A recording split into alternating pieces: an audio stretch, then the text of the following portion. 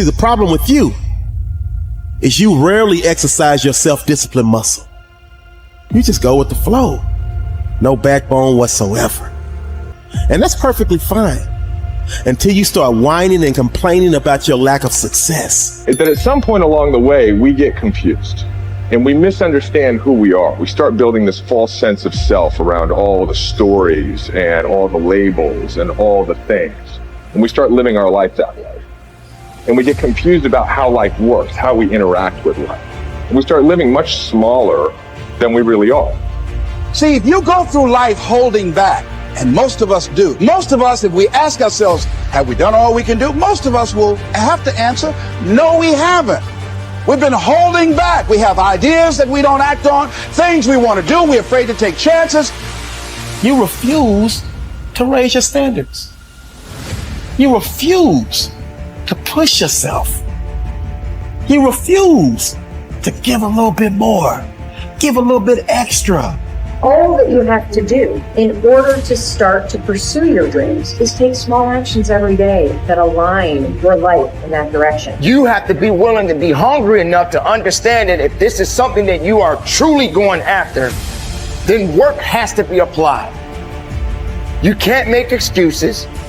You can't ask for a pass. And you got to understand that you got to pay a toll to cross the bridge. Whatever your answer is, you can do it right now, today, starting today, right? It's still possible. You can start doing that right now. It's empowering the present with the future. There is nothing stopping you from making it happen right now. You never, ever have to feel that way if you start doing it right now. And you can do it right now. The thing about self-discipline is that it is necessary for everything you do in your life. You have to be self-disciplined. And once you understand that you can always make a different choice and get a different reaction, and that's the power in your life. That's the power that you have, is no matter what's going on, you can choose to think differently, believe differently, see differently. All of those things are a choice. You have a why, you can survive almost any how. Once you begin to discover who you are, then you really realize how you have been given authority and dominion over everything on the face of the earth, including all the dimensions of your life. But you can only do that through the struggle of life. Get better, grow and learn and develop and live. Live in defiance of the weakness and in rebellion against the decay. Fight them as they creep in with their offers of instant gratification and immediate rewards. Fight them for every inch they try to take. Do not surrender any ground ever. When you commit to something, you require yourself to bring all of your disparate components moving in a single direction, united in a single direction. So it's a unifying act. And then once having been unified, well, then you can bring that unity to bear on a variety of different tasks. But you have to bring it together first. So, and that makes sense developmentally. You see children start out as a disparate bundle of motivations and emotions sort of warring with one another. And then they can integrate that into single games that they can play with themselves. And then they integrate that with games they start to play with other people. And all of that is integration. It's not subjugation, it's not repression. Not if it's a good game, it's integration. You want to get integrated because then you have all the horses that are pulling your chariot pulling in the same direction. And you're much more likely to get to where you want to go then, and also much more likely to specify a good place to go. So that's that's something else conservatives have to teach young people, which is, well, get yourself disciplined. Well, why? Well, not so you're a slave, but so that you could be a master. To use a terminology that you're not supposed to use anymore. But, this is in relationship to yourself, not to others. So, yeah, and to begin with, you have to accept an external master because you just don't have the wisdom to do that for yourself, or the ability or the opportunity often. Everybody knows this. They feel bad when they decide they're going to get themselves in good shape and go to the gym, and lasts like 3 days. Attempts, yeah. And then no one's happy about the fact that they quit, and they berate themselves for it. And We know that we need to go through a disciplinary process, and we need to subjugate ourselves to a disciplinary process. That's part of the problem with the constant harping about the, oppressive patriarchy. But we need a disciplinary process. So, well, that's just oppression and slavery. It's like, no, it's not. No more than a game is. Not a good game. A good game isn't oppression and slavery. A lot of people, like I was talking about, taking the path of least resistance. I believe in life you must earn the right to be called a man. And a lot of people do not think the way I do, and that's fine. I'm not asking you to be David Goggins. Trust me, it's a hard road to hoe. It's not fun. It's not fun all the time. But the thing about it is, you have to look, I looked at my hardships as challenges. Once I got over the pity party, because I went through that phase. Of course. I'm a normal human being. But I realized that got me exactly where I was at, even worse. As I looked at those challenges the way most people do, woe is me. Why the fuck can't I get a break? Why? I wished I was better. I wish my parents were better. I wish I had a better education. I wish this, I wish that. They have all these wish sandwiches. I started realizing, how can I figure out how it can work for me?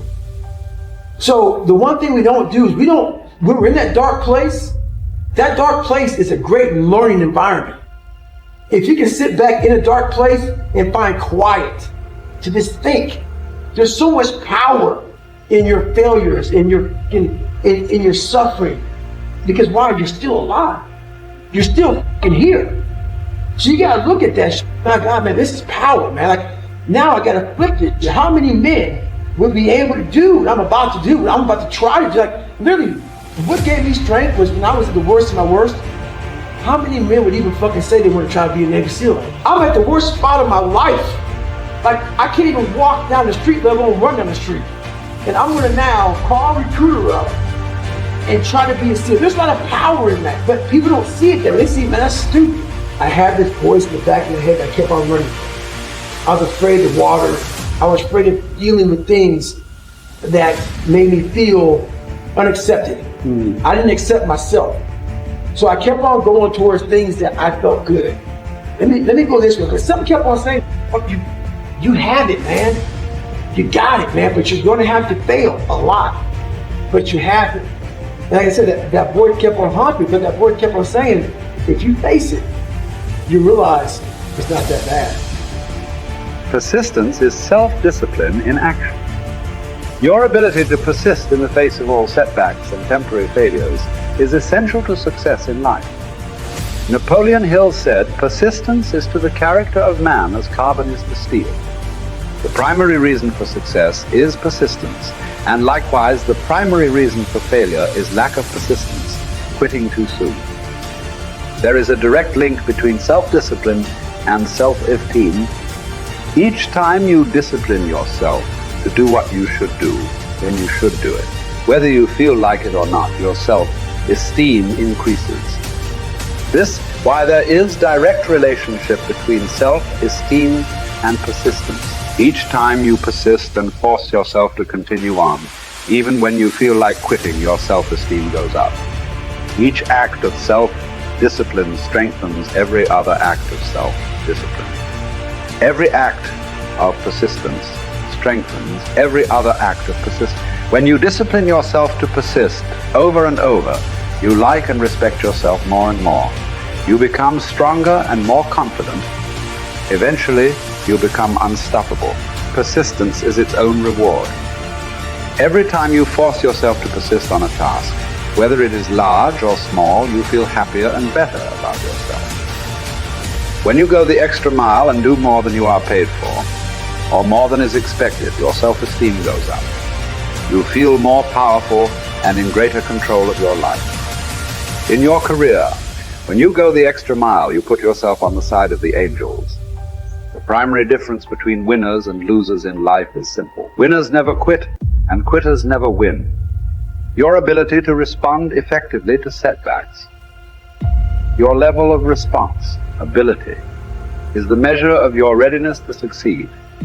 When you experience a major setback or problem, you will feel temporarily stunned. This feeling is very much like a punch in the emotional solar plexus. You will be stopped for a few seconds or a few minutes. During this period, you will often feel discouraged or experience self-pity. You will say, "Why me?" However, it is not how far you fall that counts, but rather how high you bounce. Your aim is to bounce back as quickly as possible. Resilience in the face of unexpected reversals is vital to long-term success. Remember the warrior's creed: I will lay me down to bleed a while and then rise and fight again. Don't be surprised, shocked, or set back when things go wrong. Your best laid plans will often fall apart. Instead, expect disappointments and setbacks as a part of life. Take a deep breath, pick up the pieces, and continue onward.